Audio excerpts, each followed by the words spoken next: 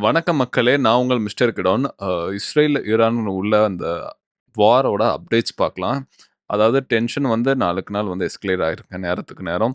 இப்ப பார்த்தீங்கன்னா, இஸ்ரேலோட டிஃபென்ஸ் அவரோட அந்த மினிஸ்டர் என்ன சொல்றாருன்னா, கிட்டத்தட்ட அவரு வந்து நேஷனல் எமர்ஜென்சி அறிவிச்சுட்டாருங்க. அதாவது பொதுமக்கள் வந்து உங்களோட சேஃப்கார்டா இருந்துக்கோங்க. உங்களோட சேஃப்னஸ் லைக் பங்கர்லாம் எங்க இருக்கோ, ஆல்மோஸ்ட் உங்களுக்கு தெரியும். ஏன்னா நீங்க போர் சூழல்ல தான் வளர்ந்துருக்கீங்க. அரசு அறிவிக்கிற அறிவிப்புகள், அதிகாரப்பூர்வமான அறிவிப்புகள மட்டும் எடுத்துக்கோங்க. மத்த எதையும் எடுத்துக்காதீங்க. கிட்டத்தட்ட ஒரு நேஷனல் எமர்ஜென்சி வந்து அறிவிச்சுட்டாருங்க. அது மட்டும் இல்லாம இது உலக லெவல்ல வந்து ரொம்ப பெரிய ஒரு சென்சிட்டிவா இருக்கு. முக்கியமா பார்த்தீங்கன்னா, NYPD நியூயார்க்க சுத்தி உள்ள ஜூயிஷ் இன்ஸ்டிடியூட் அப்புறம் ஜூயிஷ் அமைப்புகள் இருக்கும். யூதர்கள் சார்ந்த அந்த அமைப்புகள், கூடங்கள் அதுக்கெல்லாம் வந்து எக்ஸ்ட்ரா போலீஸ் புரொடெக்ஷன் வச்சிருக்காங்க. ஏன்னா, ஈரானோட அந்த வார்னிங் தான். ஈரான் வந்து ரொம்ப ரொம்ப சிவியரா வார்ன் பண்ணியிருக்காங்க. அவங்க என்னனாலும் பண்ணுவாங்க. ஈரானோட இன்னொன்னு பிளஸ் என்னன்னா, அவங்களோட ப்ராக்ஸி நெட்வொர்க்ஸ் தான். அவங்க பண்ணுவாங்கன்னு அவசியம் இல்லங்க. அவங்களுக்கு சப்போர்ட் பண்ற அந்த ப்ராக்ஸி நெட்வொர்க் வந்து வேர்ல்ட் வைடா இருக்காங்க. லைக் ஹவுதீஸு, ஹமாஸ், ரிபல்ஸ் அப்புறம் நெறைய மிலிட்டன்ட்ஸ், மிலிஷியாஸ்ன்னு சொல்லுவாங்க. இந்த மாரி நெறைய ப்ராக்ஸிஸ் அவங்க வந்து வேர்ல்ட் வைட்ல எந்த நாளும் எப்படினாலும் அட்டாக் பண்ண வாய்ப்புகள் இருக்கனால, ஸோ அமெரிக்கா மட்டும் இல்லாம மத்த எல்லா ஜூயிஷ் சென்டர்ல இருக்கிறவங்கள வந்து அதிகமான ஒரு ஹை அலர்ட்ல வச்சிருக்காங்க. அது மட்டும் இல்லாம வந்து இஸ்ரேல், ஈரான்ல உள்ள ஏர் ஸ்பேஸ்ல வந்து டைப் பண்ணியிருக்காங்கன்னு நெனைக்கிறேன். அதே மாதிரி முக்கியமா பார்த்தீங்கன்னா, ஏர் இந்தியா வந்து ஈரானோட ஏர் ஸ்பேஸ வந்து ஸ்கிப் பண்ணியிருக்காங்க. அது மட்டும் இல்லாம இந்த எஸ்கலேஷன் வந்து ரொம்ப ரொம்ப அதிகமா போய்க்கிட்டே இருக்குங்க. அது மட்டும் இல்லாம இன்னொன்னு இஸ்ரேலோட டிஃபென்ஸ் மினிஸ்டர் இன்னொரு தடவ என்ன சொன்னாருன்னா, அ ஈரான் வந்து ரொம்ப ரொம்ப க்ளோஸா போயிட்டாங்க. இந்த தடவ வந்து அணு ஆயுதத்துக்கு வந்து யுரேனியம் என்ரிச்மென்ட் பண்ணி பண்ணி பண்ணி ஆல்மோஸ்ட் கிட்ட போயிட்டாங்க. இத விட்டா எங்களுக்கு அழிக்கிறதுக்கு வாய்ப்பே கிடையாது. ஏன்னா, இப்ப விட்டீங்கன்னா, அதுக்கப்புறம் அவங்க யுரேனியம் நியூக்ளியர் பாம்ப தயாரிச்சுட்டாங்கன்னா, அது இஸ்ரேலுக்கு மட்டும் இல்ல, ஒட்டுமொத்த உலகத்துக்கும் ஆபத்துன்னு சொல்லி, அது மட்டும் இல்லாம இத வந்து தடுத்து நிறுத்தியாகணும். எப்பேற்பட்டாலும் எங்களுக்கு வேற வழியும் இல்ல அப்படின்னு சொல்லிட்டு இருக்காரு. ஸோ இது வந்து ரொம்ப ரொம்ப டீப் எஸ்கலேஷன்ல போயிட்டு இருக்கு. ஈரான் கிட்ட இன்னொரு முக்கியமான விஷயம் பார்த்தீங்கன்னா, அவங்க அந்த யுரேனியம் என்ரிச்மென்ட் தான். கிட்டத்தட்ட அத நெருங்கிட்டாங்க.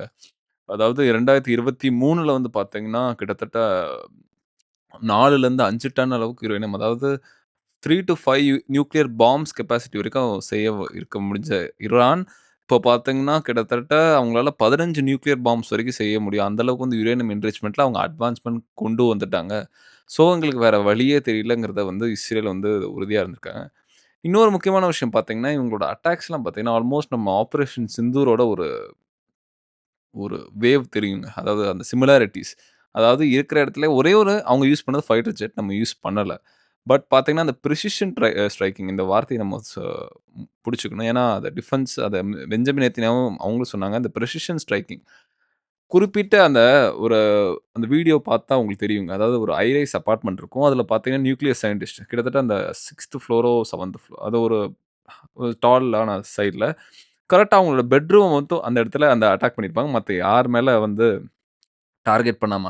சிவிலியன் என்னதான் இறந்திருந்தாங்களோ, அது சின்ன கொலாட்ரல் டேமேஜா ஒழிய, அதில பெரும்பாலான ஒரு மேஜர் அக்யூரசி பார்த்தீங்கன்னா, ரொம்ப பிரிசிஷனா தான் அட்டாக் பண்ணியிருக்காங்க. ஸோ, இத இஸ்ரேலும் சொல்லியிருக்காங்க. எங்களுக்கு வந்து ஈரானியன் சிவிலியன் மேல எந்த ஒரு இதுவும் இல்ல.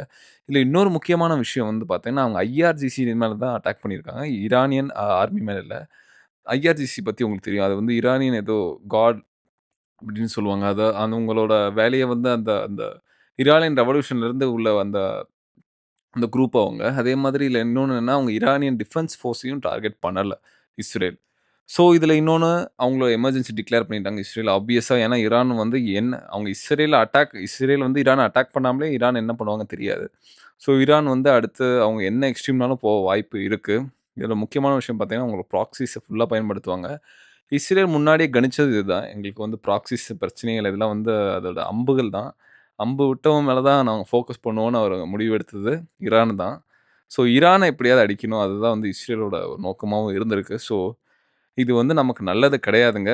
இது நம்ம யாரு பக்கம் போறோம், எந்த பயாஸ், எந்த ஆக்சிஸ்ங்கிறத விட இது பார்த்தீங்கன்னா, வேர்ல்ட் வைட்ல ஒரு பெரிய ஒரு ஹிட்ட தான் குடுக்கும் வார் வந்து.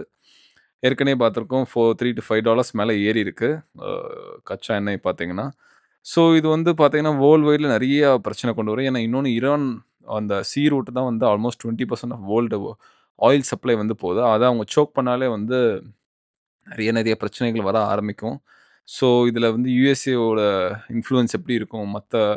மிடில் ஈஸ்ட்டோட இன்ஃப்ளூயன்ஸ் எப்படி இருக்கும்? ஸோ இஸ்ரேல் இத எப்படி அடுத்த கட்டத்துக்கு எடுத்துட்டு போவாங்க?